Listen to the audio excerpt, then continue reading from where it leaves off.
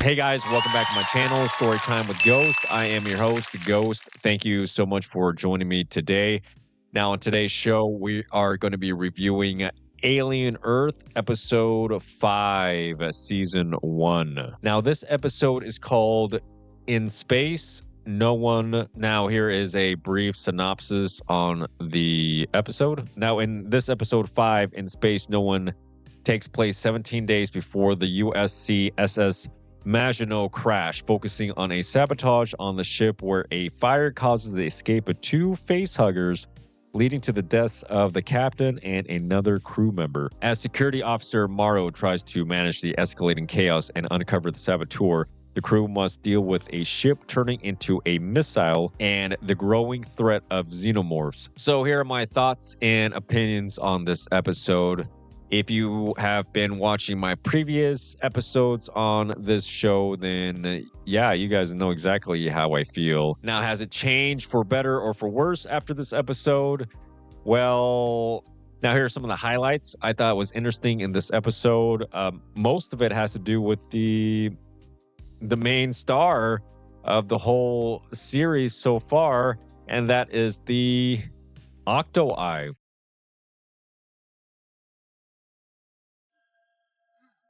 Now, the Octo-Eye is quickly becoming one of my favorite characters of the show. You know, towards the end of the episode, they had the battle between the Xenomorph and our good old buddy, the Octo-Eye. But the Octo-Eye was in the crew member Schmel, who was the chief engineer. But those two, at the end, it was kind of lame, to be honest with you. But I did like the Octo-Eye, and I want to see more of that little alien eyeball. I want to know its origin story. I'm more interested about that Octo-Eye than I am about anything else in the show. Okay, that was about it, really. There might have been one or two more things that I might have liked about this episode. But for the most part, this was just another big old pile of steaming. The acting is still bad, especially from the newly appointed captain, Zavares, whoever. I mean, the ship skank. Apparently, she's been screwing one of the other crew members, Bronsky. And then we find out all this information within the first few minutes of the episode when we have Morrow being woken up by Chlamydia. And Chlamydia telling Morrow that, oh yeah, by the way, all hell's breaking loose on the ship. First and foremost, though, this whole episode would have been much better and created a little bit more tension had it been the first episode of the series. Because now, when we watch this, we know exactly what happens with the crew members. We know exactly their fate. We know exactly how they died. What we don't know is exactly how it all happened with the certain characters. We already knew exactly what was going to happen, especially with Zavari. The whole meeting with Zavari taking charge at the dinner table and scolding Malachite for eating and saying, this is a meeting, not a meal. And, the kid is just an idiot. The kid is just a moron. How he even got hired to go on this expedition is just beyond me. It's just one of those things where you need to shut your brain off. There are just so many logical loopholes that I need to ignore. For instance, this one bugs me the most about Morrow. We as an audience are supposed to feel sympathetic for Morrow, because in this episode we find out that Morrow's daughter is dead and died in a fire accident, some sort of fire. We see this in a letter that Morrow is reading. I had an idea of, well, so now in the future, we still don't have decent fire alarms, fire smoke detectors. In the future, we don't have smoke. We don't have good smoke detectors. We see Morrow walking on the beach with his daughter, and then this is before he takes off for his 65-year-long mission. And he's all sad about it. Well, Listen, dude, if you didn't like it, if you don't like it, then why did you sign up for it? I can't feel sorry for you in this world as this character in this situation if logically you didn't have to put yourself in this situation if you didn't have to. But because of the writers of this, if you can call this a an alien show, and I keep forgetting to mention this too, is I think a lot of the shows nowadays are being written by AI. But the counter argument would be, well, I think AI would write it better than if it was written by AI. So there's always that counter argument. The other logical problem I have with Morrow is this. We are supposed to look at Morrow as this loving father figure.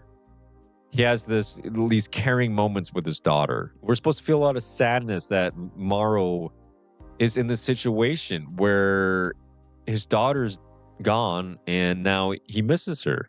And we're supposed to feel bad for him. Well, guess what, dude? I don't feel bad for you because you psychotically let one of your crew members get killed by a xenomorph. I don't get that. If we are supposed to feel bad for you, Morrow, because you lost your daughter, that's fine. That's one thing. But you can't on the same breath let one of your crew members die and have no emotion. There's just so many nonsensical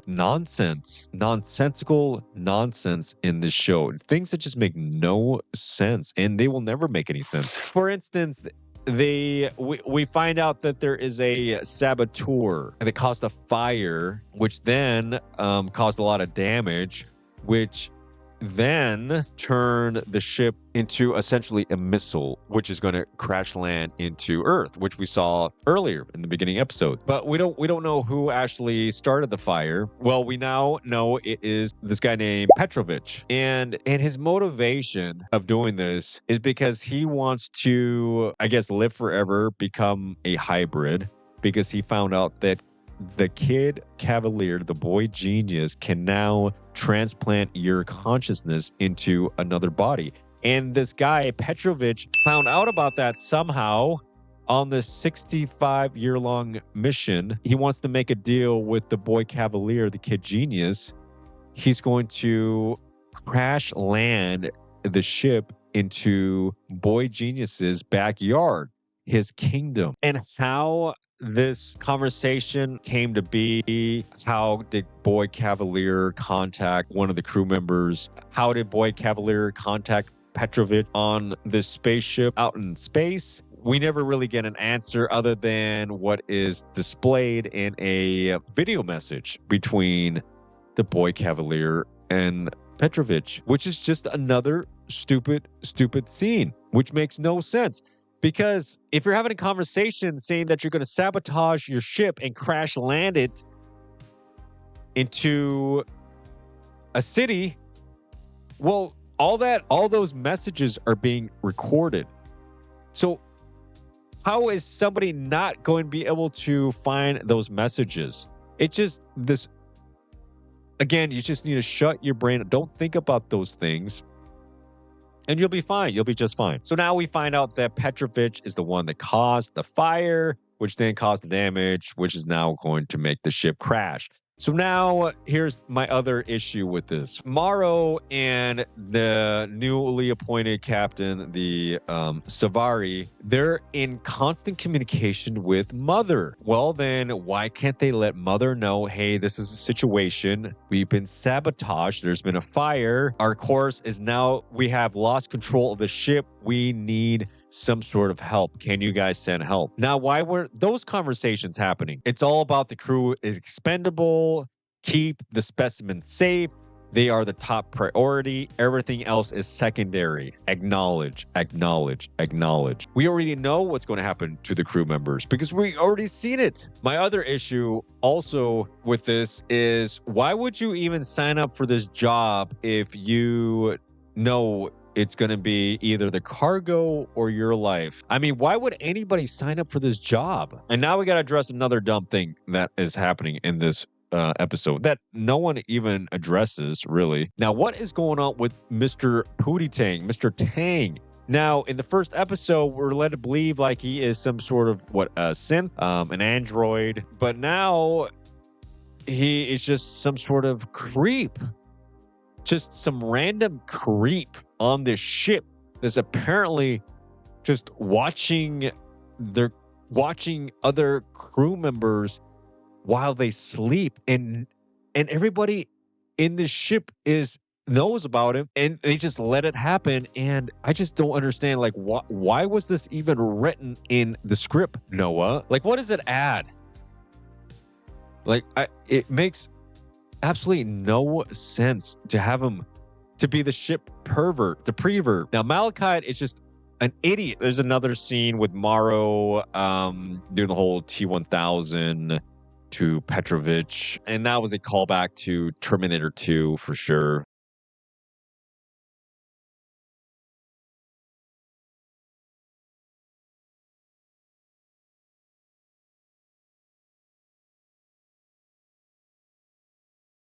Which was directed by James Cameron, who also directed Aliens. All right, I'm going to give my score, and these are some of the points on why this is the score that I'm going to be giving. The favorite parts of this episode was the Octo Eye. I think I want to see more. I want a whole series about that thing. Like again, I want even like an origin story. That would be cool. You know, maybe that Octo Eye has a much bigger part at the end of the series, and they might actually do a spin-off with that Octo Eye. So the Octo Eye, I do like that. I do find that character probably the most interesting. Now, one of the big issues I have that again, you need to turn your brain off, otherwise you're not going to be able to enjoy, is the how are the xenomorphs growing so fast? How are they getting adult size so quickly? It makes no sense. But primarily what I've realized, and you guys might realize the same thing, is this whole episode would not have happened the way it happened if the crew members weren't such morons. Every single crew member is an idiot. The research scientist, the medic, the engineer, they were all idiots. The captain, the security officer, there is no excuse why the entire crew are a bunch of morons, other than it just needed to be like that because Noah Hawley wrote it like that, which he did. It's just bad writing. With all that being said, I'm going to give my final score, which is it did go up a little bit. And that's only because we had some alien eyeball action. That's the only reason why I'm giving it a little bit higher score. We did have some action with the xenomorph, even though it was so obvious. It was some dude in a rubber xenomorph costume. And it really cheapened, really cheapened the look of the alien, of the xenomorph. It looked the xenomorph looks much better when it's hidden in shadows. The lighting is a lot better, and I mean, Ridley Scott knew how to do it. I mean, you can't compare to his alien in whatever you want to call this slop, whatever you want to call this regurgitation. Okay, well, I'm going to give this episode a 3 out of 10. I know the next episode is going to be dealing with the there's the other species that we haven't dealt with or we haven't seen yet. This episode is called The Fly, I believe. Anyways, thanks for watching. If you guys liked the video, please like, share, and subscribe. Hope to see you guys again next time. Bye bye.